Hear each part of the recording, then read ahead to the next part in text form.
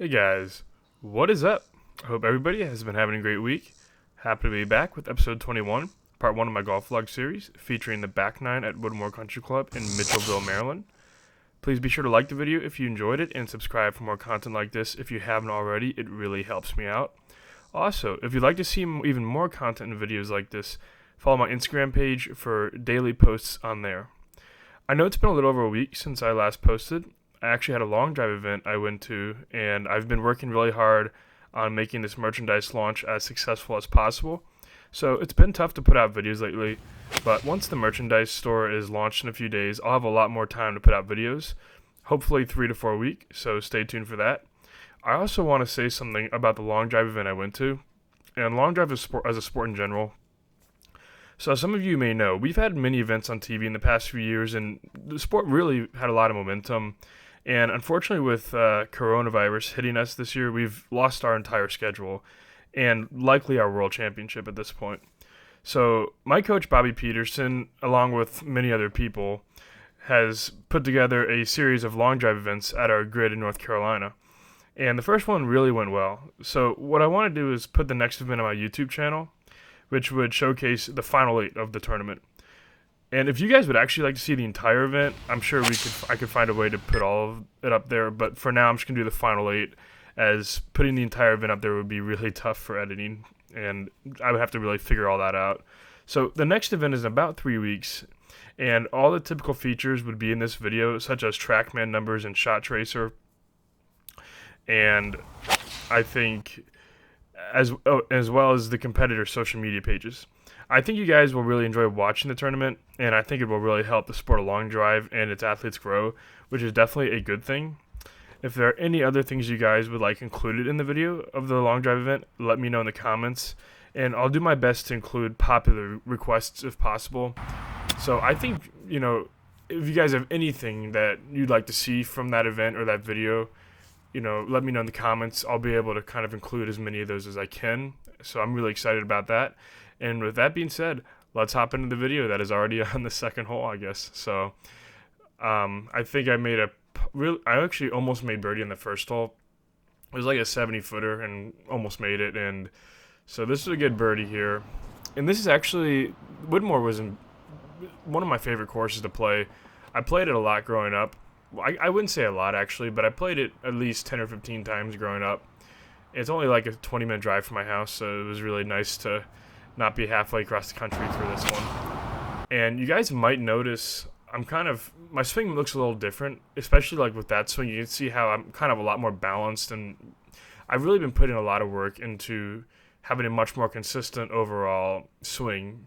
And one of the big things I struggle with is because I have such fast hips, it's very easy for my hips to turn ahead of my upper body. And what happens when you do that is your upper body gets stuck behind your hips, and you have to flip the hands, which is an extremely difficult thing to do. And unless you time it perfectly, it's going to result in a wayward shot, and some of those shots can be way off the map.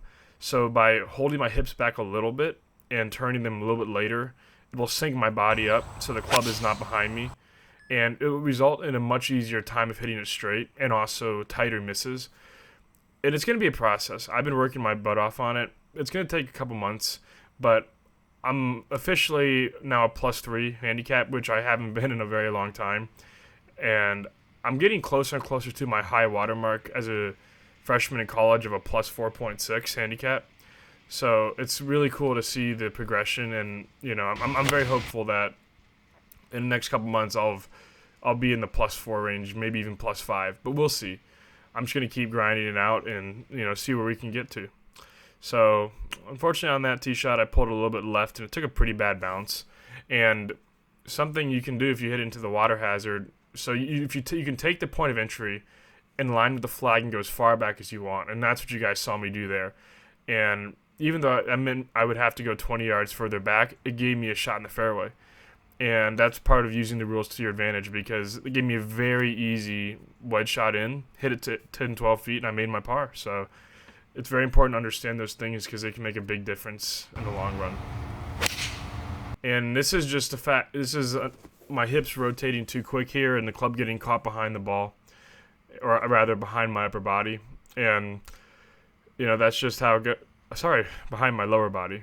Yeah, I'm still trying to figure this all out myself.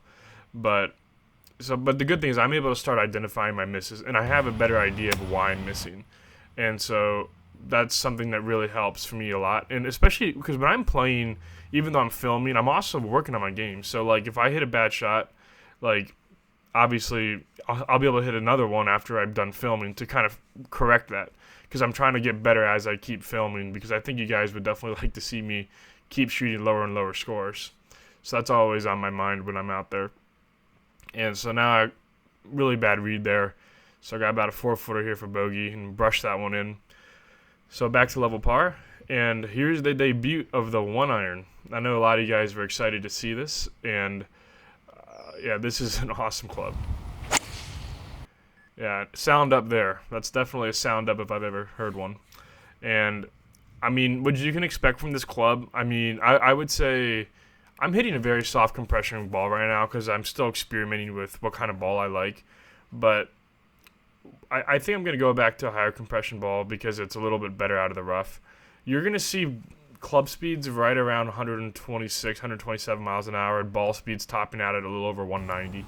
So it's a great weapon in my bag, and I'm really excited that Callaway sent it to me. Definitely a really awesome club. And the big thing is the spin rates are down. I mean, it behaves like a driver. It really does. And it's truly a driving iron. And I know that's a club that's kind of fallen out of favor with a lot of people in the game of golf, as you know, we've kind of modernized and gotten more into the hybrids and woods, which are great. But at my swing speed, it makes a lot more sense actually to use a driving iron, because what would happen is if I were to use a wood, it would just cause a lot of issues with spin and also with accuracy, because I found irons to be more accurate than woods. I don't know why. It's just my personal preference. And, you know, you can see there 2,250 RPMs of spin. Now, granted, I did hit it a little thin, but that carried 245 and ran forever. And it's not in the fairway, I guess, but it's not in trouble.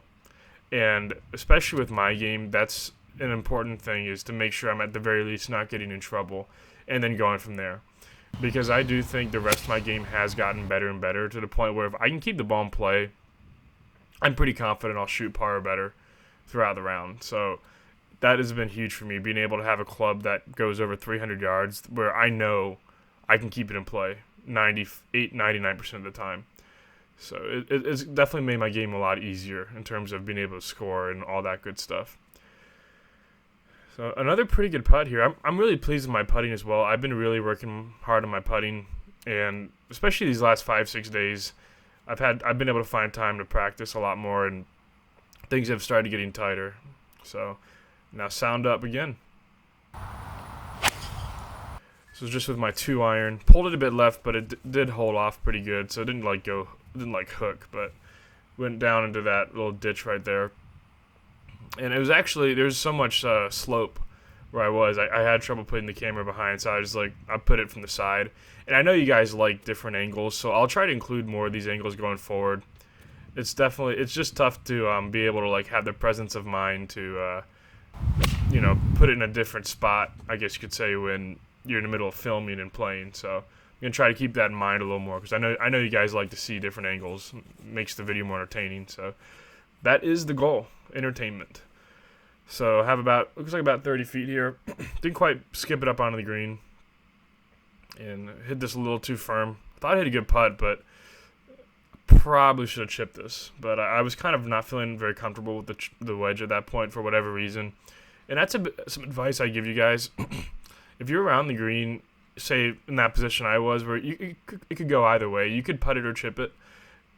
And by the way, that was in. The flag was very rigid there. Just hit the cup liner.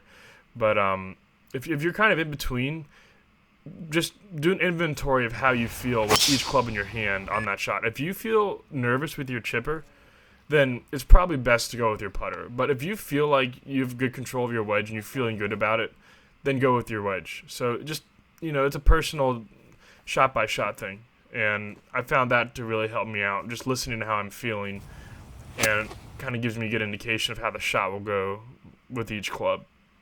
So again, dumped another one in the water, unfortunately, and so my second penalty shot of the 9 holes. Hit a really good shot here. Did a great job of keeping the spin under control. Put it on the back part of the green. And I got about looks like about a 35-40 footer to get in at 1 under on the back. And by the way, I did tee off on the back. That's why this is part 1. There is a second part that will be coming up on the front, so stay tuned for that. So got this left for a level par 36 on the backside.